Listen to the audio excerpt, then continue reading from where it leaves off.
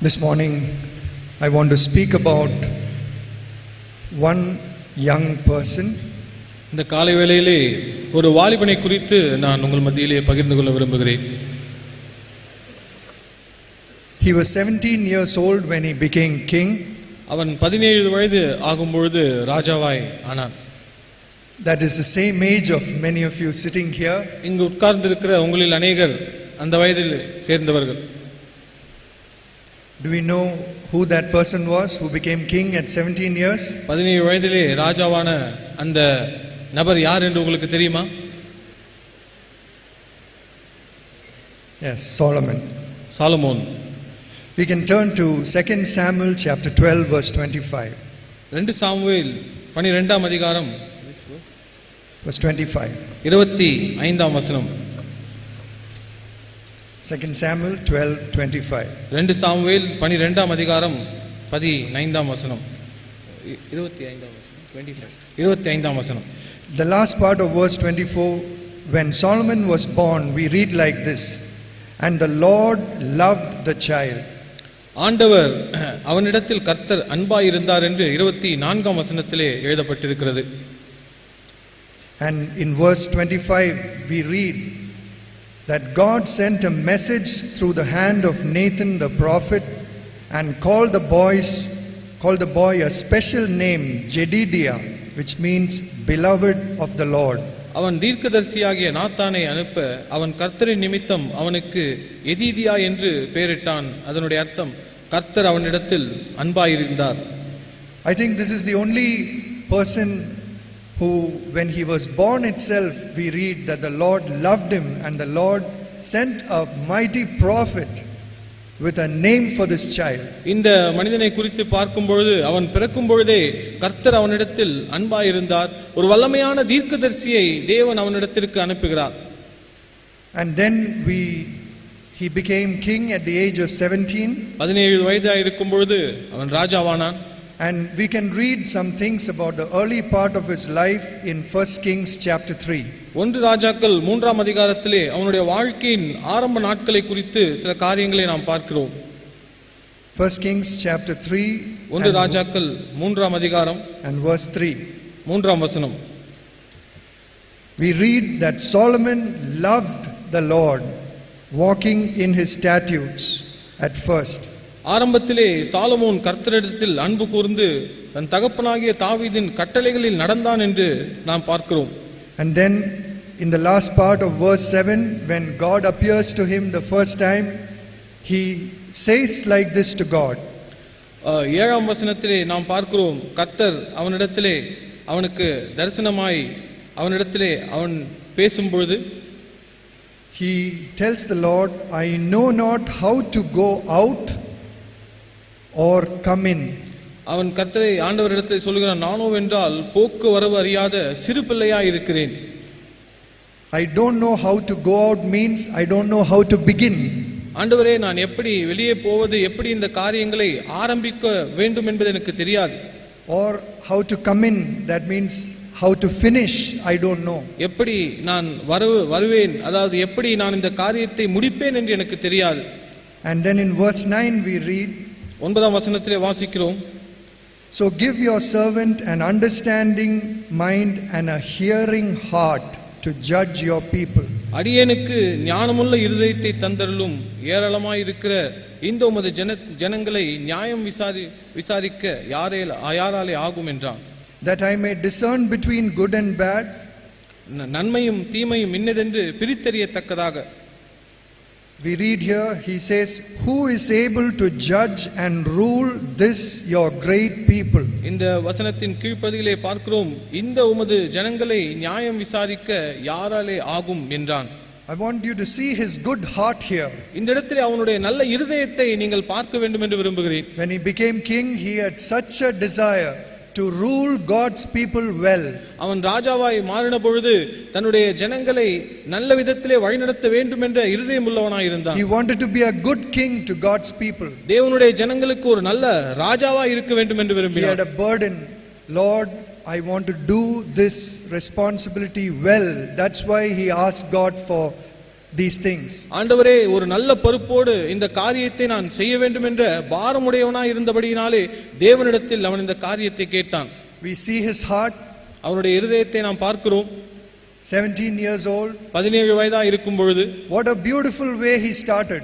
எவ்வளவு அழகாய் தன்னுடைய வாழ்க்கையை ஆரம்பிக்கிறான். In need, in humility, acknowledging his need to God. தன்னுடைய தாழ்மையிலே எவ்வளவு தேவன் தனக்கு தேவையா இருக்கிறார் என்பதை உணர்ந்தவனாய் ஆரம்பித்தான். And particularly he asked for a good heart to judge and rule God's people wisely. தேவனுடைய ஜனங்களை ஞானமாய் ஆளுகை செய்யும்படியாய் நல்ல ஒரு இருதயத்தை அவன் தேவனிடத்திலே கேட்கிறான்.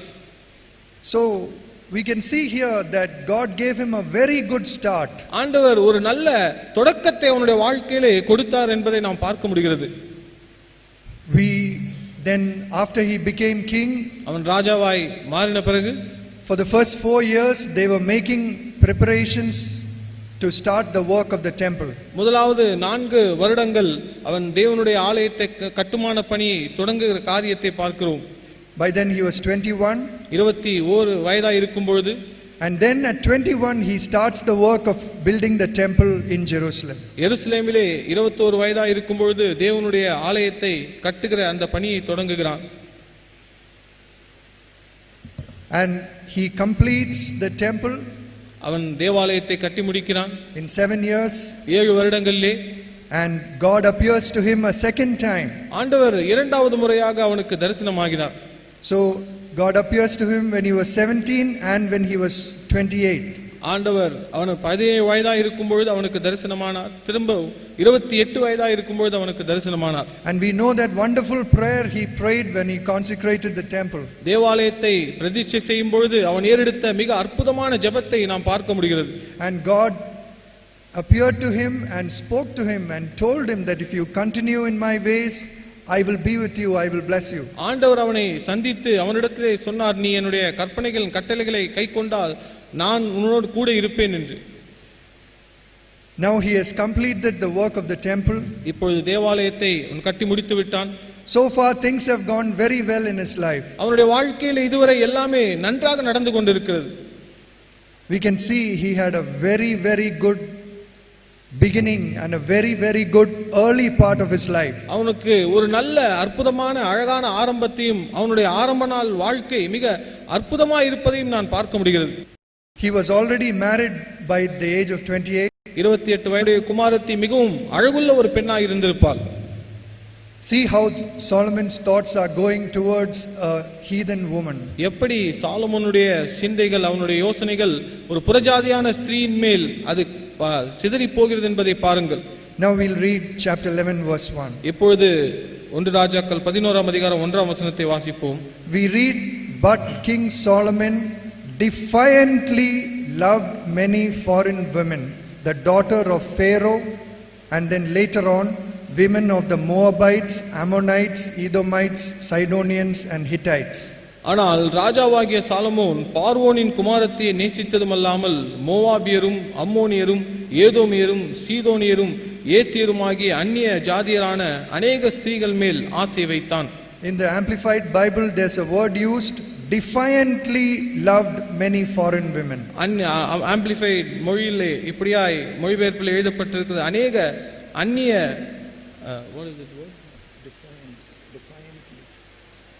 அவன் அநேக அந்நிய ஜாதியரான ஸ்திரீகள் மேல் ஆசை வைத்தான். So we see there is a slow defiance coming in his life. அவனுடைய வாழ்க்கையிலே ஒரு வீழ்ச்சியை மெல்ல அவனுடைய வாழ்க்கை வீழ்ச்சி அடைவதை நாம் பார்க்க முடிகிறது.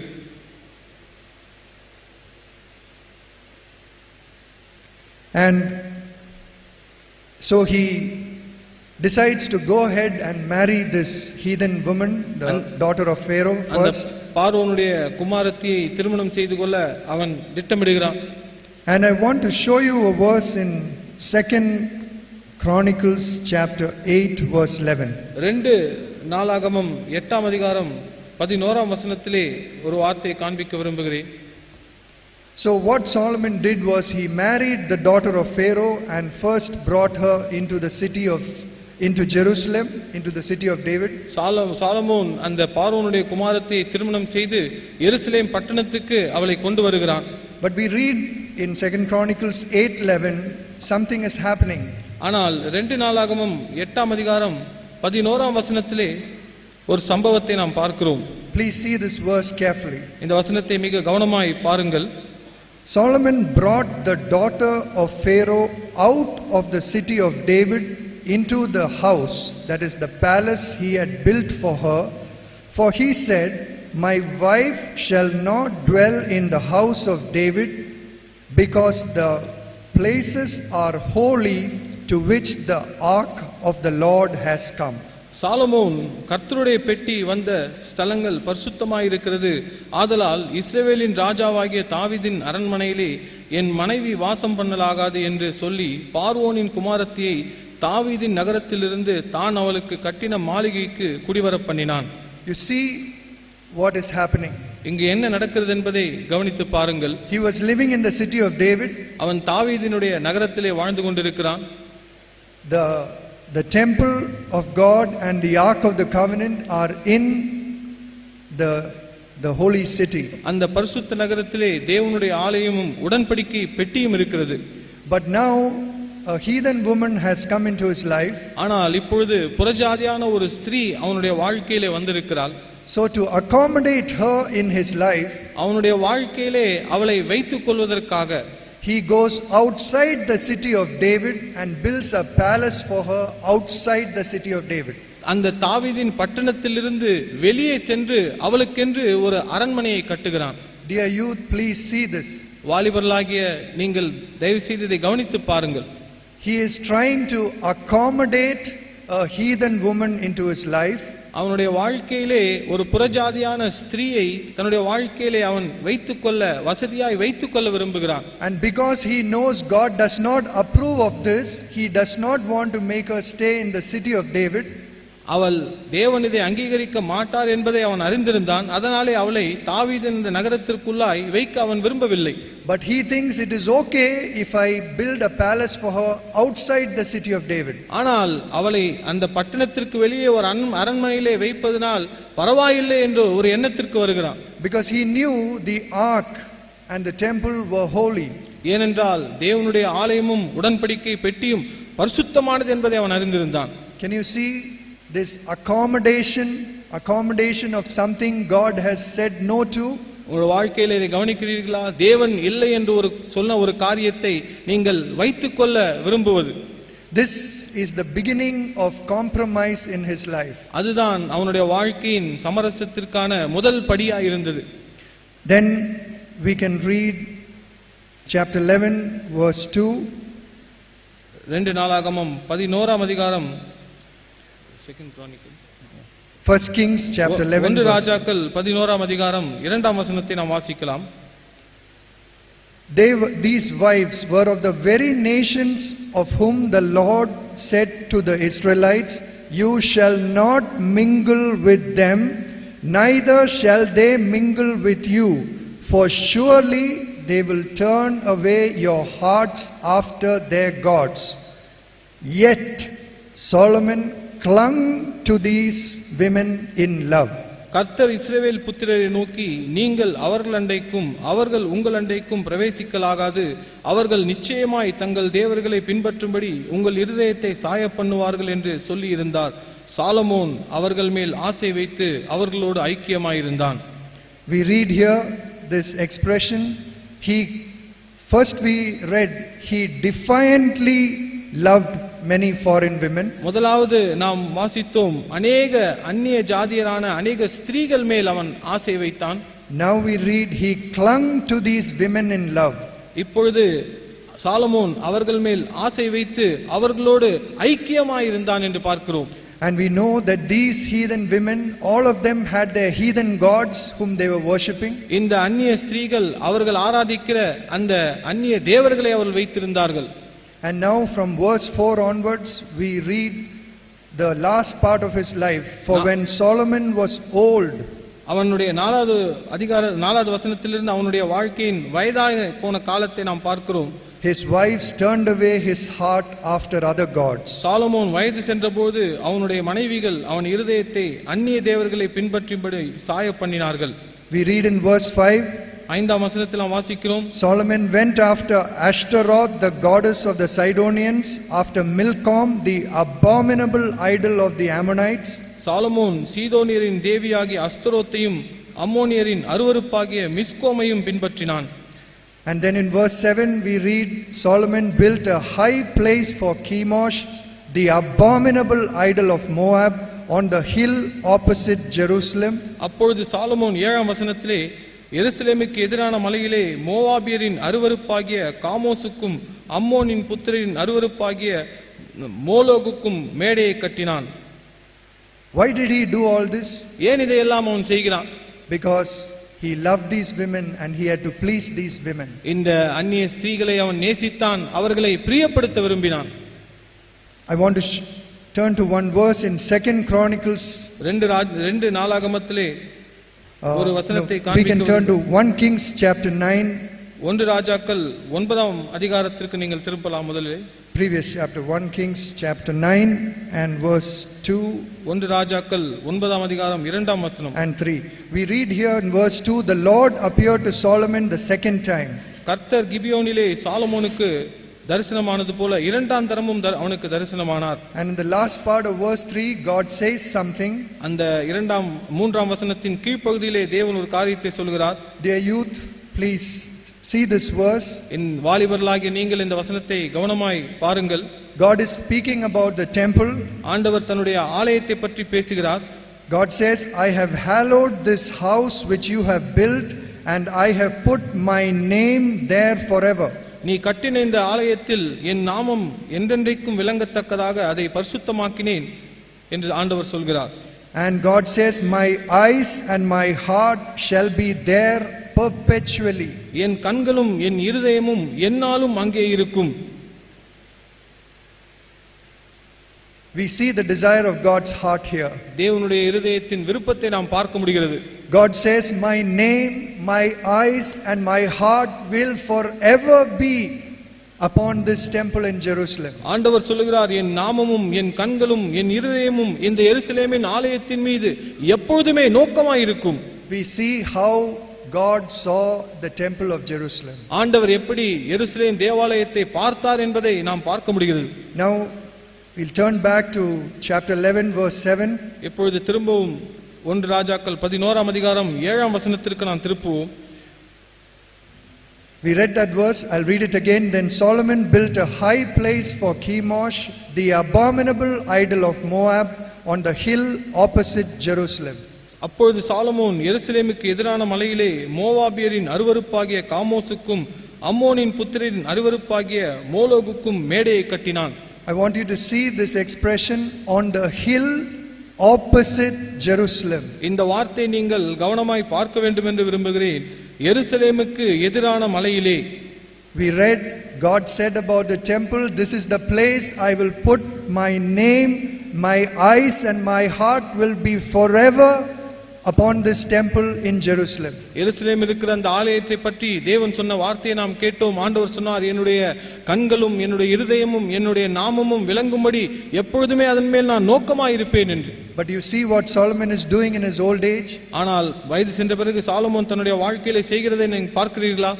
Right opposite Jerusalem on the hill, he is setting up an abominable idol of Chemosh. எருசலேமுக்கு எதிரான மலையிலே மோவாபியரின் அருவருப்பாகிய காமோசுக்கு அவன் அந்த விக்கிரகங்களை அவன் ஏற்படுத்துகிறான். You think from God's point of view. தேவன் பார்க்கிற விதமாய் நீங்கள் யோசித்து பாருங்கள். When God is looking from heaven, தேவன் பரலோகத்திலிருந்து பார்க்கும் பொழுது, there is a place, the temple which God said, my eyes, my heart and my name will be here forever. ஆண்டவர் பார்க்கிற அந்த தேவாலயம் இருக்கிறது. என்னுடைய கண்களும் என்னுடைய இருதயமும் என்னுடைய நாமமும் வாசமாயிருக்கிற அந்த இடத்தை நான் நோக்கமாயிருப்பேன் என்று பார்க்கிறார். But right opposite that temple there is an abomination which the Lord cannot stand. ஆனால் அந்த மலைக்கு அந்த தேவாலயத்துக்கு எதிரே ஒரு அருவருப்பை, தேவன் பார்க்க கூடாத அந்த அருவருப்பை அவர் பார்க்கிறார். On the hill opposite Jerusalem. அந்த எருசலேம் மலைக்கு எதிராகவே. Even in the night, the Lord is looking upon the city of Jerusalem. இரவு நேரத்திலும் தேவன் எருசலேமின் அந்த தேவாலயத்தை நோக்கி பார்க்கிறார், அந்த பட்டணத்தை பார்க்கிறார். Can you see the grief in God's heart? தேவனுடைய இருதயத்தின் துக்கத்தை நீங்கள் பார்க்க முடிகிறதா? On one side is the temple, ஒரு புறம் தேவாலயம், and right opposite Jerusalem on the hill is this abominable idol. அதற்கு எருசலேமுக்கு எதிரான அந்த மலையிலே இந்த தேவன் வெறுக்கிற அருவருப்பான காரியங்கள். Can you imagine the grief there was in God's heart? தேவனுடைய இருதயத்தில் இருக்கிற துக்கத்தை நீங்கள் பார்க்க முடிகிறதா? Towards the end of his life. அவனுடைய வாழ்க்கையின் முடிவிலே. So this one compromise about marrying heathen women led him to many other compromises in his life. அவனுடைய வாழ்க்கையிலே அந்நிய ஸ்திரீகளை அவன் திருமணம் செய்த சமரசம் செய்த இந்த ஒரு காரியம் அநேக மற்ற பாவமான காரியங்களுக்கு நேராக அவனை வழிநடத்தினது. This was the beginning of a compromise, but that led to so many other compromises. ஆரம்பத்திலே ஏற்பட்ட அந்த ஒரு சமரசமான காரியம் அநேக காரியங்களை அவன் தன்னுடைய வாழ்க்கையிலே சமரசம் செய்ய வேண்டியதா இருந்தது. We can read a few verses in Deuteronomy chapter 17. உபாகமம் 17ஆம் அதிகாரத்திலே சில வசனங்களை நாம் பார்க்கலாம். We read in chapter 17 and verse 16 to 18 certain clear instructions God gave for kings. உபாகமம் 17ஆம் அதிகாரம் 16ஆம் வசனத்திலிருந்து 18ஆம் வசனம் வரை ராஜாவாய் மாறப்போகிறவர்களுக்கு தேவன் சொல்லுகிற சில காரியங்கள் அறிவுரைகளை நாம் பார்க்க முடிகிறது. God clearly said you should not multiply horses in verse 16. In verse 17 God said you should not multiply wives to himself. And then in the last part of verse 17 God said you shall not greatly multiply silver and gold. 16ஆம் வசனத்திலே அவன் அநேக குதிரைகளை சம்பாதிக்க கூடாது, குதிரைகளை சம்பாதிக்கும்படி எகிப்திற்கு திரும்ப போக கூடாது என்றும் 17ஆம் வசனத்திலே அவன் இருதயம் பின்வாங்கி போகாதபடி அநேக ஸ்திரீகளை அவன் திருமணம் செய்து கொள்ளக்கூடாது, அவன் வைத்துக் கொள்ளக்கூடாது. மூன்றாவது அதனுடைய கீழ்ப்பகுதியிலே வெள்ளையும் பொன்னையும் தனக்கு மிகுதியாய் பெருக பண்ணவும் கூடாது என்று ஆண்டவர் சொல்கிறார். Now we turn back to 1 Kings chapter 10. இப்பொழுது 1 ராஜாக்கள் 10ஆம் அதிகாரத்திற்கு நாம் திருப்புவோம். 1 Kings 10 and verse 28. 1 ராஜாக்கள் 10ஆம் அதிகாரம் 28ஆம் வசனம். We read here Solomon's horses brought out of Egypt, and the king's merchants received them in droves. Solomon தனக்கு குதிரைகளையும் புடவைகளையும் எகிப்திலிருந்து அழைப்பித்தான். ராஜாவின் வர்த்தகர் புடவைகளை ஒப்பந்த விலை கிரயத்துக்கு வாங்கினார்கள். God clearly said, don't breed horses and don't go back to Egypt. But we see Solomon disobeying that. இங்கு நாம் தெளிவாய் ஆண்டவர் சொன்னார், நீ அநேக குதிரைகளை வைத்துக் கொள்ளும்படி அதை வாங்கும்படி எகிப்திற்கு திரும்ப போகக்கூடாது என்று. ஆனால் சாலமோன் இந்த வார்த்தைக்கு கீழ்ப்படியாமல் போவதை நாம் பார்க்க முடிகிறது. In verse 27 we read the king made silver as common in Jerusalem as stones. எருசலேம் 27ஆம் வசனம், எருசலேமிலே ராஜா வெள்ளியை கற்களைப் போலவும்.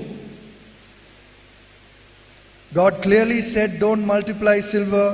Solomon multiplied silver and made them as common as stones. ஆண்டவர் சொன்னார், நீ அதிகமாய் வெள்ளியையும் தங்கத்தையும் சேர்க்க கூடாது என்று. ஆனால் சாலமோன் அதிகமான அந்த வெள்ளியை சேர்க்க ஆரம்பித்தான். Can you see one decision of compromise has led to so many other decisions of compromise? நீங்கள் பார்க்க முடிகிறதா, ஒரே ஒரு சமரசம் செய்யக்கூடிய தீர்மானம் அநேக சமரச காரியங்களிலே அவன் சமரசம் செய்யும்படி அவனை வழிநடத்தி சென்றது. And then we read in chapter 11 verse 3. அதற்கு பிறகு 11ஆம் அதிகாரம் 3ஆம் வசனத்திலே நாம் வாசிக்கிறோம்.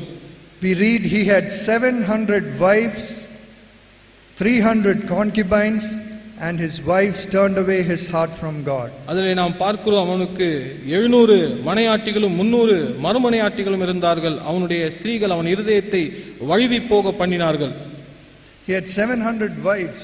700 மனைவிகள் அவனுக்கு இருந்தார்கள். He has almost devalued the institution of marriage. அந்த திருமணம் என்ற அந்த ஒரு காரியத்தை தன்னுடைய வாழ்க்கையிலே அதனுடைய விலையேற பெற்ற அந்த காரியத்தை விலை மதிப்பற்றதாய் மாற்றினான். Can you see, dear young brothers and sisters, அருமையான வாலிப சகோதர சகோதரிகளே, இதை பார்க்க முடிகிறதா? how he started so well. எவ்வளவு அழகாய் அற்புதமாய் தன்னுடைய வாழ்க்கையை ஆரம்பித்தான். First 11 years of his life, he did so well. ஆரம்பத்தில் இருக்கிற 11 வருடங்கள் மிக நல்ல காரியங்களை அவன் செய்தான். But the choice he took when he was 28 years old, that is the age of some of you here.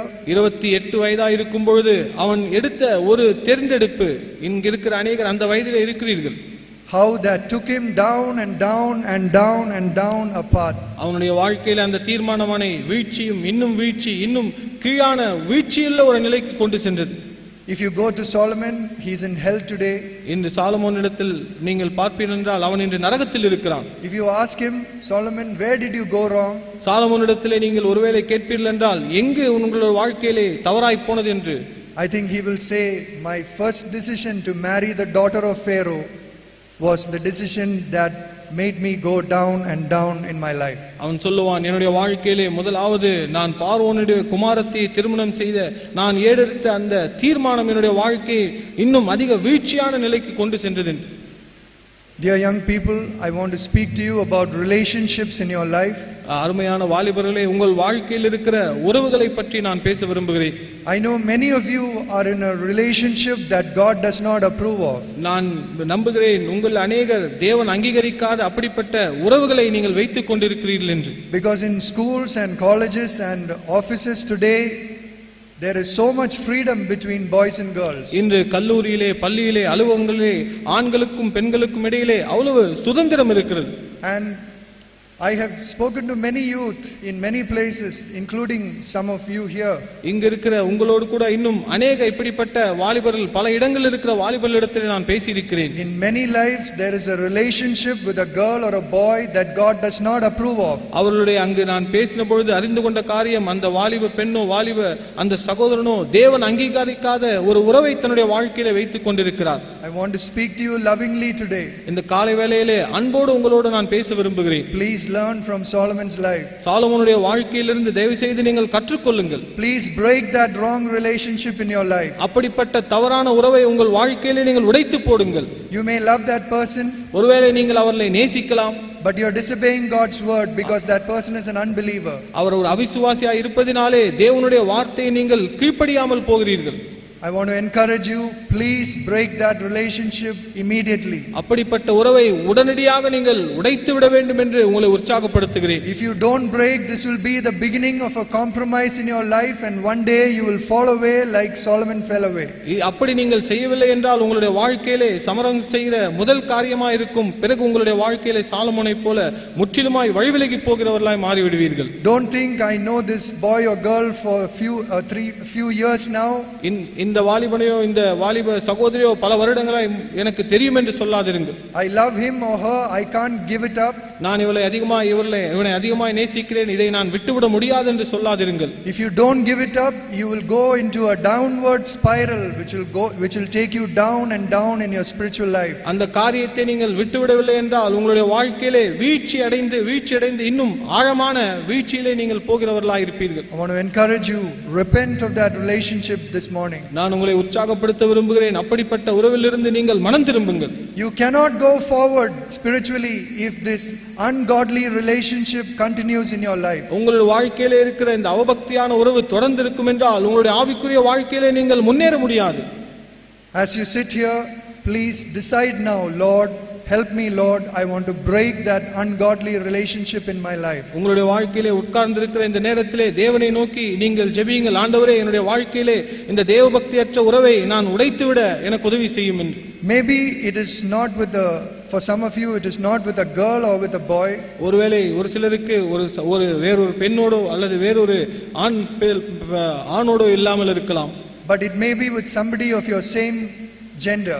ஆனால் உங்களுடைய சொந்த பாலினத்தை சேர்ந்தவர்களாய் இருக்க முடியும். But you see that person you are friendly with is a heathen person and he is taking you away from God or she is taking you away from God. அந்த நீங்கள் நெருங்கி பழகுற அந்த நட்புள்ள அந்த நபர் ஒரு புறஜாதியாய் இருக்கிறார். அவர் உங்களை தேவனை விட்டு வழிவிலகி செய்யக்கூடியவர்களாய் இருக்கிறார்கள். Break that relationship. அப்படிப்பட்ட உறவை முறித்து போடுங்கள். That that person is not going to help you grow spiritually. உங்களுடைய வாழ்க்கையிலே நீங்கள் ஆவிக்குரிய வாழ்க்கையிலே வளருவதற்கு அவர் உங்களுக்கு உதவி செய்ய போவதில்லை. See your friends, examine your friends and see who is a bad influence on your life. உங்களுடைய நண்பர்களை குறித்து யோசித்து அவர்களை பற்றி நீங்கள் ஆராய்ச்சி செய்து பாருங்கள், யார் உங்களுடைய வாழ்க்கையிலே தவறான தாக்கத்தை ஏற்படுத்துகிறார்கள் என்று.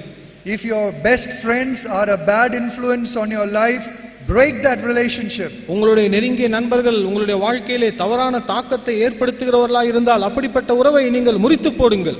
If you are finding it difficult to leave them, pray and ask God to help you. அவர்களை விட்டுவிட உங்களுக்கு கடினமாக இருந்தால் தேவனிடத்திலே நீங்கள் ஜெபித்து ஆண்டவரிடத்திலே ஞானத்தை கேளுங்கள். If you have a willing heart, God will break it for you.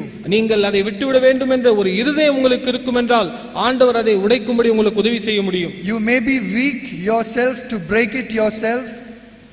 You may be weak to break it yourself. அந்த உறவை நீங்கள் உடைத்து விடுவதற்கு நீங்கள் பலவீனர்களாக இருந்தால், but if you have a desire to be godly and break it, God will help you. ஆனால் நான் தேவபக்தியுள்ளவனாய் இருக்க வேண்டும், அதை நான் உடைக்க விரும்புகிறேன் என்ற விருப்பம் இருந்தால் தேவன் அதை உங்களுக்காய் உடைத்து போடுவார். Turn away from that relationship. அப்படிப்பட்ட உறவிலிருந்து நீங்கள் விலகி விடுங்கள். It is displeasing to God. அது தேவனுக்கு பிரியமானதல்ல. Decide today you will leave it. இங்கிருந்து கிளம்புவதற்கு முன்பதாக இப்பொழுதே தீர்மானம் எடுங்கள். Another thing I want to speak to you, dear young people. அருமையான வாலிபர்களே, இன்னொரு காரியத்தை நான் உங்களுக்கு சொல்ல விரும்புகிறேன். We read how in Jerusalem the temple was there.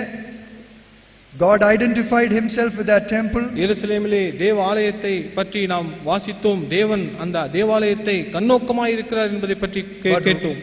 But right opposite that temple, the holy temple, on the hill opposite was an abominable idol of Chemosh. ஆனால் அந்த எருசலேம் மலைக்கு எதிராகவே தேவன் அருவருக்கிற அந்த காமேசுடைய விக்கிரகங்கள் இருந்தது.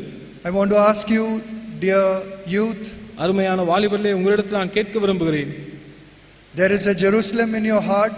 எருசலேம் உங்களுடைய there is a Jerusalem in your heart. ஒரு எருசலேம் இருக்கிறது.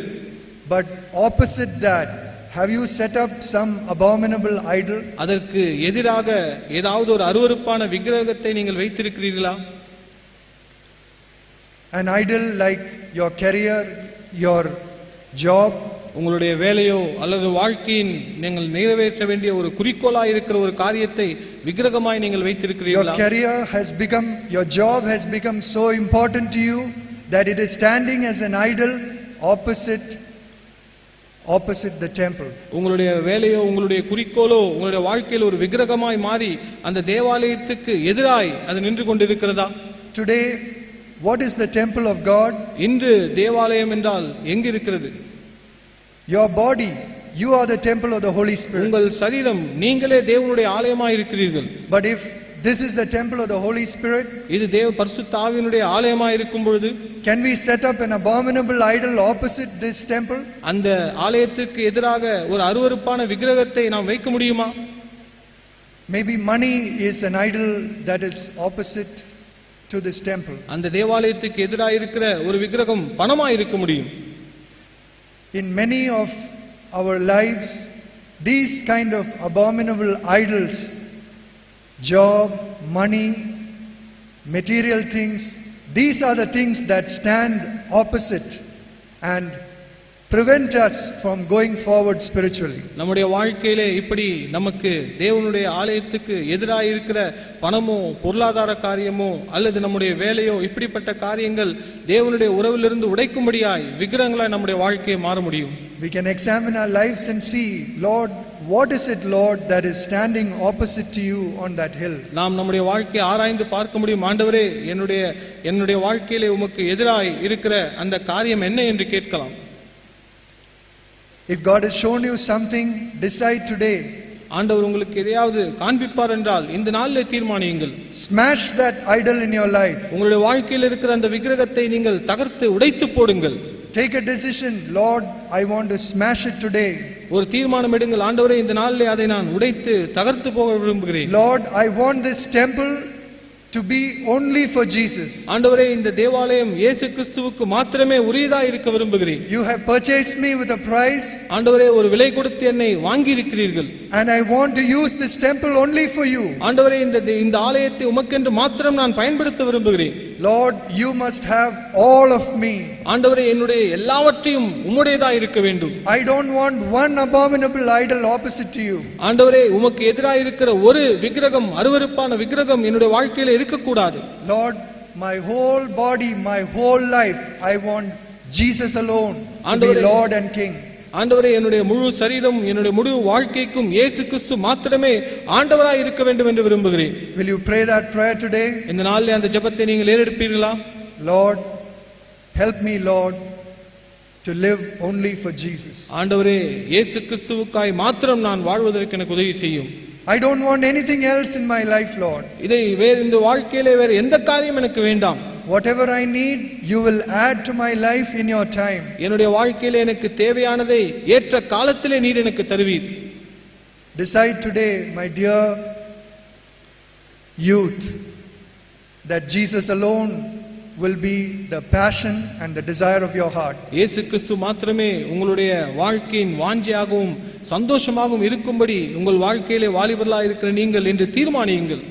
Then only we can say, my youth only for Jesus. அப்பொழுதுதான் நீங்கள் சொல்ல முடியும் என்னுடைய வாலிபம் இயேசுவுக்கு மாத்திரமே என்று. I hope as you sit here listening to this word, இந்த உட்கார்ந்து கொண்டு என்னுடைய வார்த்தையை கேட்கிற உங்களை குறித்து நான் இப்படியாய் நம்புகிறேன். I hope you will take that difficult decision. ஒரு கடினமான தீர்மானத்தை நீங்கள் எடுப்பீர்கள் என்று நான் நம்புகிறேன்.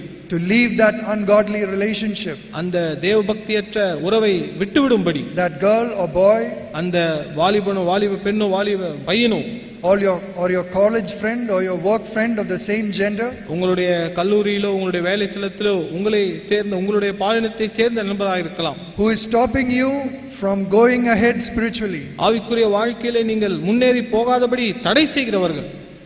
Ask God to help you break that relationship. ஆண்டவரிடத்திலே நீங்கள் ஜெபியுங்கள். அப்படிப்பட்ட உறவை உடைத்துவிட தேவனிடத்திலே உதவியை கேளுங்கள். And if there's any other idol God has shown you, smash that idol.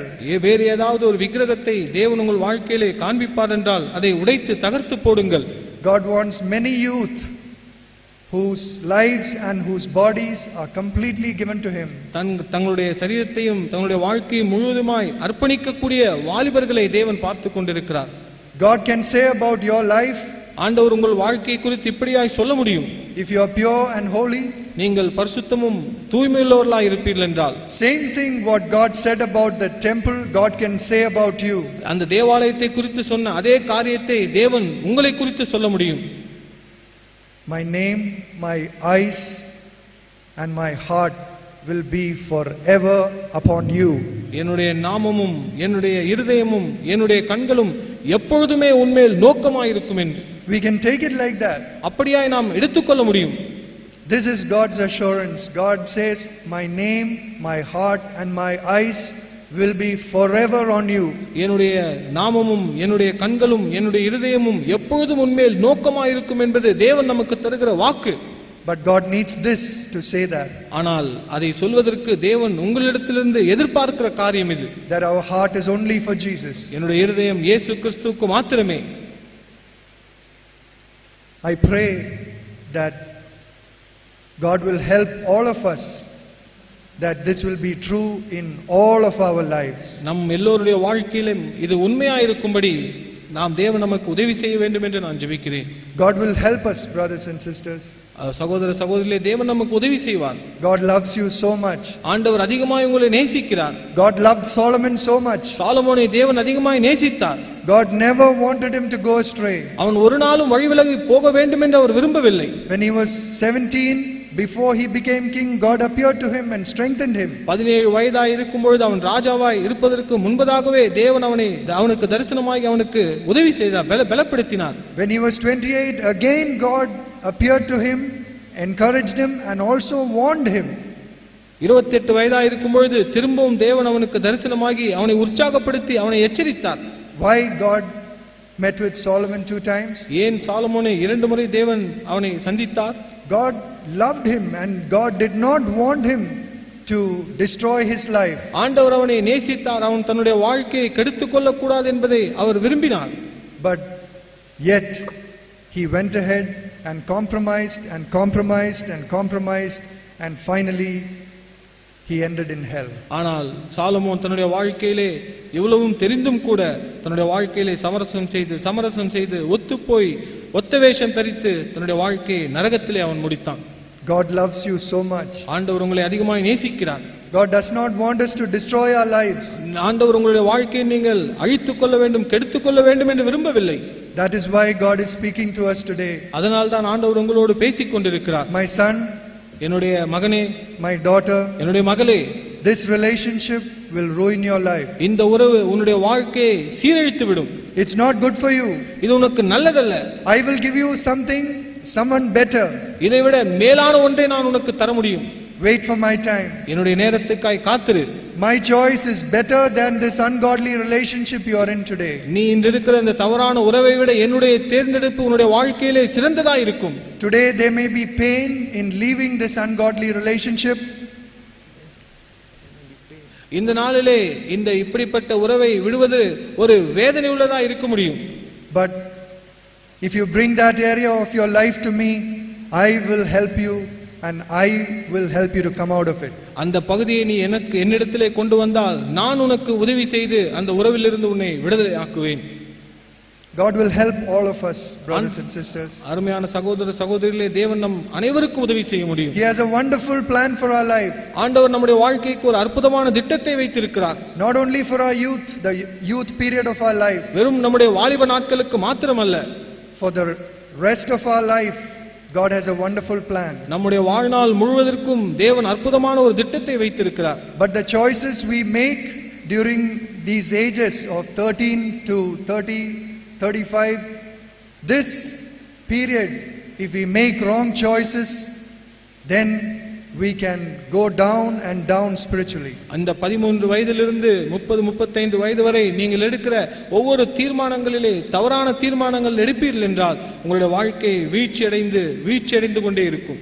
In his love, God is speaking to us. அவருடைய அன்பினால் ஆண்டவர் நம்மோடு பேசிக் கொண்டிருக்கிறார். Because he wants us all to do well spiritually. நம்முடைய ஆவிக்குரிய வாழ்க்கை நன்றாய் இருக்க வேண்டும் என்று அவர் விரும்புகிறார். He wants to bless us with spiritual riches in the coming years. வருகிற நாட்களிலே ஆவிக்குரிய ஆசீர்வாதத்தினாலே நம்மை ஆசீர்வதிக்க விரும்புகிறார். But God is not able to do that. ஆனால் தேவனால் அதை செய்ய முடியவில்லை.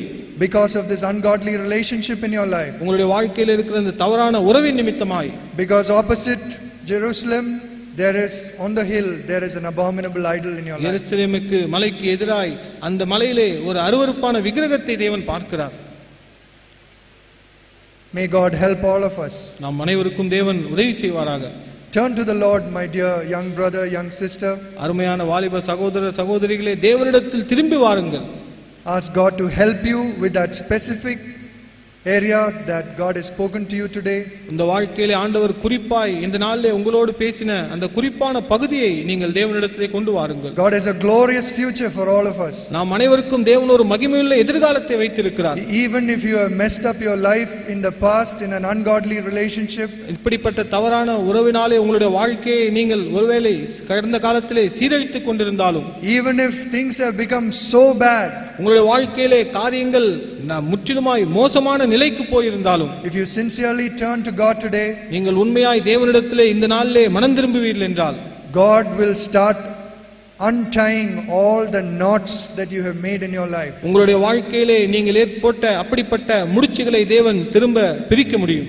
He is able to do that. அதை தேவனால் செய்ய முடியும். He wants to do it for you. அதை உங்களுக்கென்று அவர் செய்ய விரும்புகிறார். But you have to be willing to come to Jesus and say, Lord, help me. I want you to do it for me. ஆனால் ஆண்டவரிடத்தில் திரும்பி, இயேசுவே ஆண்டவரே, நான் திரும்ப உம்மிடத்தில் வருகிறேன் என்ற ஒரு மனதை அவர் உங்களிடத்தில் எதிர்பார்க்கிறார். May God help all of us. நாம் அனைவருக்கும் தேவன் உதவி செய்வாராக. That we can truly say, Lord, my youth for Jesus. நாம் உண்மையாகவே சொல்ல முடியும், ஆண்டவரே என்னுடைய வாலிபம் இயேசுவுக்கே. I don't want anything else, Lord. ஆண்டவரே வேறு எதுவும் எனக்கு அவசியம் இல்லை. You are enough for me, Lord. நீர் மாத்திரம் எனக்கு போதும். Amen. May God help all of us.